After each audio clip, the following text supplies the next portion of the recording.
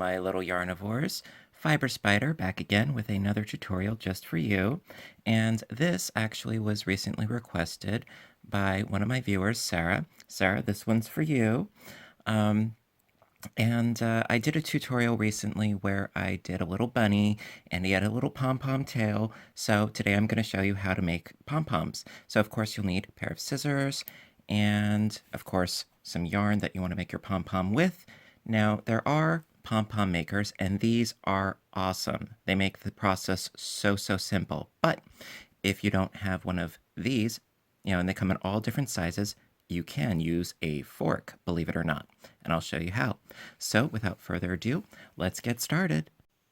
All right, so first thing, if you have a pom-pom maker, these are made by Clover, and there are different types of pom-pom makers. So basically you just lift these little flappies up, all right, and then you take your yarn, naturally, and I like to leave a little bit of a tail. You really don't have to, but I always do. And basically you just start wrapping your yarn around both of these prongs, for lack of a better term, these semicircles, and you want to keep them together. They have a tendency of moving. And what you're going to do is you're going to keep wrapping. Actually, it might be easier if I do it like this. There we go. So basically, you just keep wrapping all the way around these two. And you really want to cover it so that there's no yellow showing. Well, yellow in this case anyway. And the number of wraps will determine how fluffy and how full your pom-pom will be. It could be either like super fluff or a bit sparse. It is totally up to you and what you need. Now, of course, what you can do is do fewer wraps and then trim it down so that it appears to be more full, but of course you lose out on some of the size. So that is, of course, up to you. And so that is, I would say, enough for this side. Then you close that side, and then you open up the other side, like that, okay? And then we're just going to be going to the other side. You don't have to cut, not yet. And actually, I'm going to go like this. Sorry. So going and wrapping like this. Again, keeping these together. So you're just wrapping. And this is super easy, super quick, and anybody can do this. So, of course, it suits me just great. And now, what I would strongly suggest, okay, is that if you're going to make a lot of these, that you use gloves on one of the finishing touches, because you really are going to need to pull the finishing yarn tight in order to get a really good knot. So it will be hard on the hands. Now, at one point, I wanted to make a pom-pom rug, and I was all into it, but I was making dozens upon dozens of pom-poms, like a little madman, and as a result, all of the pulling of the end tails, I was actually cutting into my hands, right in here, and pain. So I would strongly suggest use gloves, by all means. All right, so now we are done with the wrapping. So quite simply, just cut your yarn like so, and then you are going to need a scrap of yarn. And I like to make this yarn a lot longer than you think you're going to need it to be, just in case, because this yarn is what you're going to use to tie your pom-pom, also to sew it to a project etc., etc. So you may need it to be longer because you can always cut away, but you can't add to it, right? So what you do, quite simply, is you cut the yarn,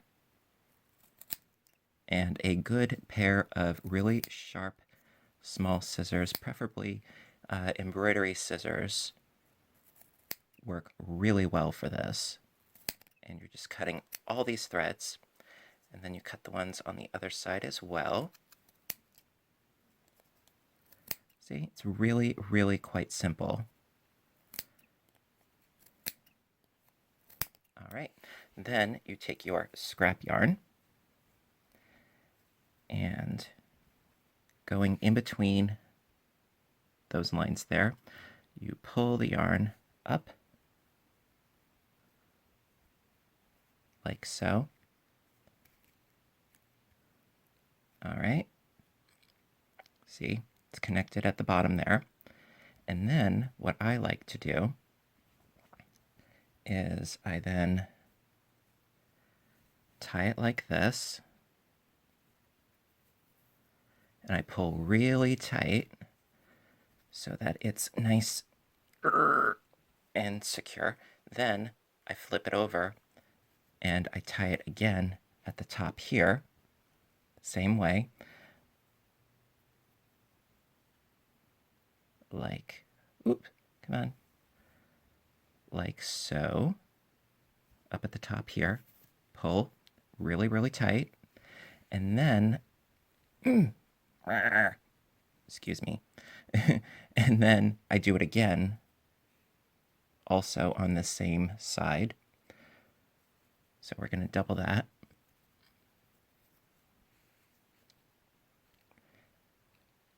And you want it to be tight, otherwise all of these threads are going to come out, and you do not want that because it'll create a royal mess, let me tell you. So then, here comes the magic part. What we do is we raise these little arms here, and then we pull this entire thing apart. Now I'm having problems with it, of course, now that I'm on camera. There we go. All right, see, what was holding it together was a pin. So it is actually two pieces. And then these just go back like this, and these go back like that, back to normal. So now we have our finished pom-pom. Of course, you would want to give it a good trim. Now, do not cut these tails. Not yet. So just give it a little trim, and give it a little fluff. And, you know, you can trim off the little bits.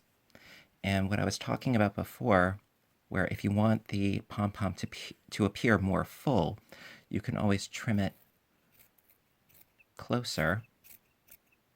And of course, you would want it to be, you know, fairly spherical. So wherever you trim, you want it to be nice and close to a ball shape.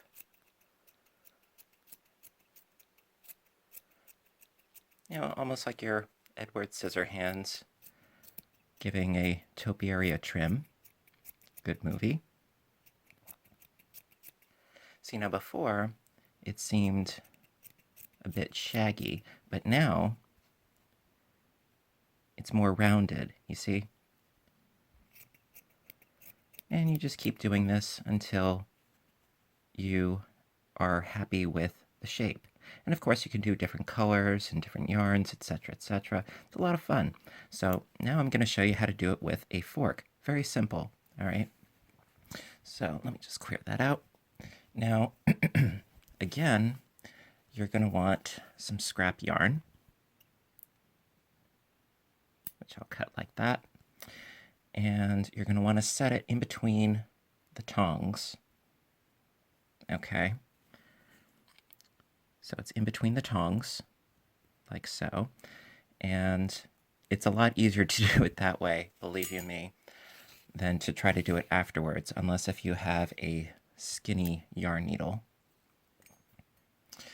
So then what you're going to do is you are going to wrap around the tines of the fork as many times as you so wish. And this is, of course, a much bigger fork than you would use for dining. This is more of a serving fork. And so you just keep wrapping, wrapping, wrapping. And there we go. And then what you do is,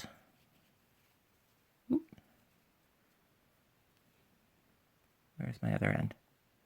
There's my other end. Here we go. So we have our two tail ends here. Okay. And then what you want to do is you want to tie it, excuse me, you want to tie it while it is still on the fork. Makes it a lot easier, let me tell you.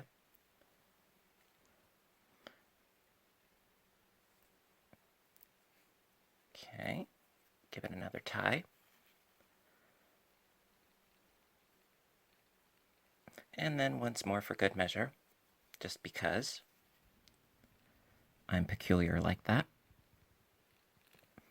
All right, then what you're going to want to do is slide it off of your fork and then go into these loops and then cut them. Again, being careful not to cut your tail ends, your tying ends, and then you cut these. There we are. And then fluff this out a bit. And see, I missed one. Well, more than one, but there we go. Now, this would need a lot more trimming, okay? But it does, in fact, make a little pom-pom. Now, this is good for, makeshift. See, you can see where it's separated there. So what I would suggest is doing a lot of trimming.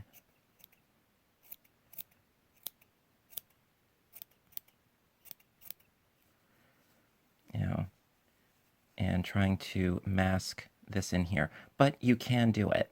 It is something that you can conceivably do. Although I would really, really recommend using one of these. These are great, okay? The fork trick, it works in a pinch, but these are totally worth the money. And so listen, I really hope that you enjoyed my tutorial and that you got something out of it. And again, Sarah, my thoughts are with you. And I hope you liked this tutorial. So listen, if you liked it, or if you have any comments, questions, what have you, by all means, comment down below. And if you haven't already, please hit subscribe because I have lots and lots of stuff coming out on a regular basis as often as I can. And until next time, stay caffeinated, stay inspired, and keep stitching. I love you guys, and you have a great day. Until next time, bye for now.